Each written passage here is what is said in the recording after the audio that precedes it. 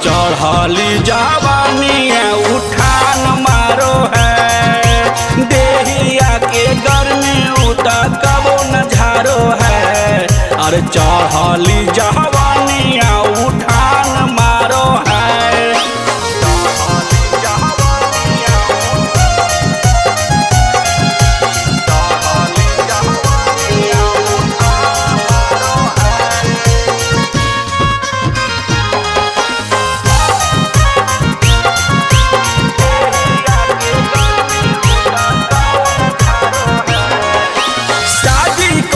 सखिया रे बारी पचटाइले, दुखावा के बतिया हम तोहरे से बतलाइले।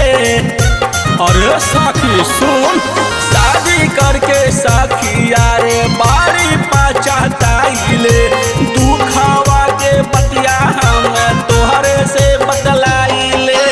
चामच घुसा के उता घिबो न काढ़ो है, चामच घुसा के उता घिबो न काढ़ो है। और चढ़ली जवानिया उठान मारो है, चामच घुसा के उता घिबो न काढ़ो है। और चढ़ली जवानिया उठान मारो है।